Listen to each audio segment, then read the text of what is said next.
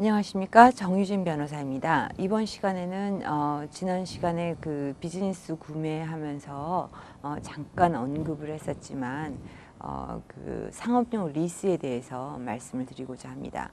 비즈니스를 매매하는 과정에서도 그렇고 그 이미 비어있는 공간을 찾아서 비즈니스를 새로 이렇게 만들어 창출하시려고 하는 경우에도 그렇고 자기가 건물주가 아닌 경우라면 비즈니스를 하시는 데 있어서 가장 중요한 것이 가장 큰 계약이고 가장 중요한 것이 바로 리스입니다.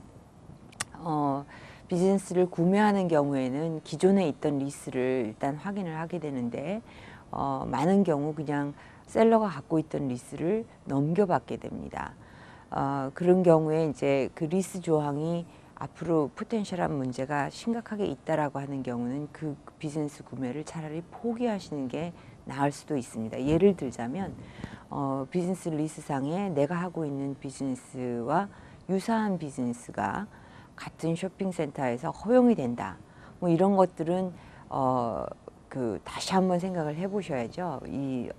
많은 투자를 해서 비즈니스를 시작하시는데 그것이 의미가 없고 경쟁자가 바로 옆에 붙어서 매상을 자기가 예상한 것만큼 창출을 하지 못한다면 그 비즈니스에 돈을 많이 투자하신다라는 건 참 어리석은 짓일 것입니다. 이와 같이 이제 그 리스의 중요한 것들을 보는데 일단은 그 기간을 어느 정도 받느냐, 될 수 있으면 롱텀을 받으시는 게 좋죠.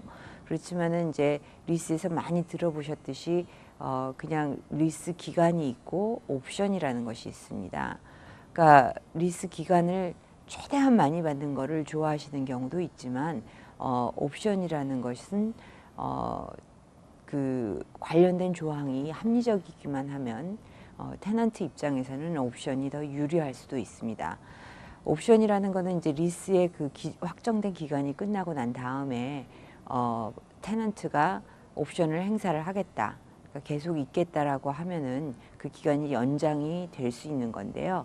대부분의 랜로드는 그 옵션을 연장하기 위해서는 실행하기 위해서는 테넌트가 랜로드한테 문서화해서 자기가 그 옵션의 권한을 행사하겠다라는 것을 일정 기간에 통보를 해주기를 요구합니다. 그것도 이제 스페시픽하게 뭐 서티파이 메일이라든지 페덱스라든지 뭐 이런 것으로 해라.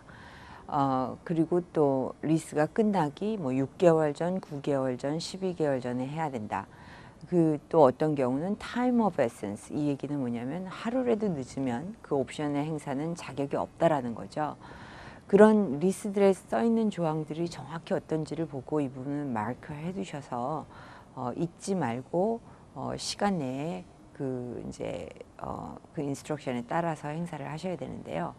옵션의 경우는 그 테넌트가 행사할 수 있으니까 좋긴 하지만 옵션 때 가서 그 렌트 비용이 어느 정도로 올라간다라는 게 미리 얘기가 돼서 확정이 돼 있고, 그리고 그대로 실행이 되고 본인이 감당할 수 있다라면 그 옵션은 굉장히 유리한 것이지만, 만약에 옵션 기간으로 해서 기간을 많이는 줬지만 그때 가서 렌트비는 그때 가서 정한다라든지 아니면 뭐 2배 이상으로 뛴다, 뭐 말이 안 되는 그런 비합리적인 그런 텀이 있다면 그 옵션은 아무런 의미가 없을 것입니다.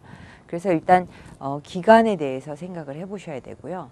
또 이제 제일 중요한 건 돈 문제니까 렌트가 얼마인지를 보셔야 되는데, 보통 렌트 하면은 무슨 렌트 뭐 이런 거 잘 모르시고 얘기를 하시는데, 일반적으로 상업용 리스에서는 베이스 렌트, 그래서 스퀘어 피당 얼마다라든지 아니면 스토어 하나에 얼마를 받겠다 하는 베이스 렌트가 있고, 그 외에 이제 커먼 에리아, 뭐 빌딩 자체가 보면 내 스토어에 딱 하나만 있는 경우가 아닌 경우라면은 다른 테넌트들하고 공용해서 쓰는 부분이 있는데요.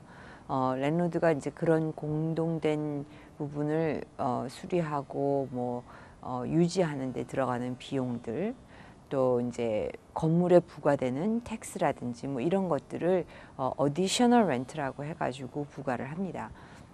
따라서 이제 한 달에 매상이 어느 정도가 예정이 된다면 가장 큰 비용인 이 리스, 렌트 비용하고 또 어디셔널 렌트도 어느 정도인지 또 정확하게 얘기를 안 해주는 리스도 있지만 그렇다면 셀러가 내고 있었던 금액은 어느 정도이고 또 내가 만약에 공동으로 쓰고 있는 그런 빌딩이라면 내가 부담해야 되는 퍼센테이지가 어느 정도인지 그런 것들을 정확하게 명시해 두고 넘어가셔야 됩니다.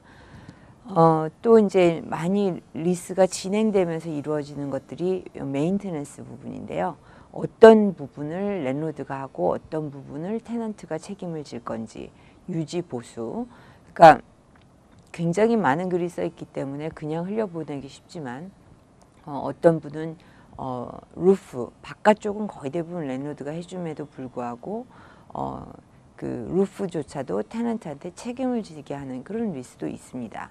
그러니까 읽으실 때 정확하게 읽어보고 내가 해야 되는 것이 어떤 것인지. 일반적으로는 테넌트는 자기가 렌트한 스페이스, 그 공간 내에 있는 것들은 전부 다 책임을 집니다. 그렇다 하더라도 뭐 히팅 또 뭐 이렇게 환기라든지 아니면 AC 같은 것은 전체 빌딩이 연결이 돼 있기 때문에 내 부분에서 문제가 되는 건지 아니면은 다른 쪽에서 문제가 되는 것들인지 플러밍 같은 것도 이런 것들도 랜로드 테넌트 간의 그 메인테넌스에 대한 이해가 정확해야 나중에 어떤 문제가 생겼을 때 시비를 피하실 수가 있습니다. 또 이제 리스를 하다 보면 다른 것 중에 하나가 이제 개런티인데요. 대부분 이제 회사로 하시는 게 더 바람직하다. 여러 가지 라이어빌리티에서 프로텍트하기 위해서라고 말씀을 드렸지만 그런 경우 대부분의 랜로드는 퍼스널 개런티를 쓰게 합니다. 이런 경우에도 어떤 랜로드는 좀 가혹하게 부부가 같이 다 개런티를 하라고 그러는데 전에도 말씀을 드렸지만 어떤 그 리스크, 위험 부담을 지는 것은 부부가 공동으로 하시는 것이 바람직하지 않기 때문에 될 수 있으면 한쪽 배우자로 개런티를 사인하시는 것이 바람직하다고 봅니다.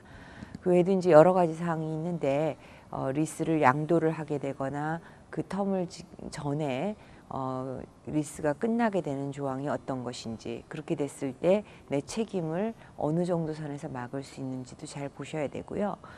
최근에 받았던 한 50장짜리 리스에 보면 랜로드가 이런 경우에는 통고를 하고 그 리스를 일방적으로 해약을 할 수 있다. 뭐 이런 조항들이 있습니다. 이제 그런 경우에 잘 설득을 해서 어떤 경우가 가능한지 아닌지를 물어보고 또 크게 이제 자기가 투자하는 경우가 아니라면 최악의 경우 손해를 어느 정도 보겠다라고 하지만 그러지 않은 경우라면은 그런 조항들이 나중에 아주 큰 손실을 가져올 수 있기 때문에 될 수 있으면 리스를 사인하시기 전에 협상을 하셔서 너무나 불합리한 조항들은 제거를 하고 그리고 서명을 하시는 것이 추후에 그런 어떤 디스피트를 막으실 수가 있을 것 같습니다. 지금까지 말씀 도움되셨기 바라면서 다음 시간에 뵙겠습니다.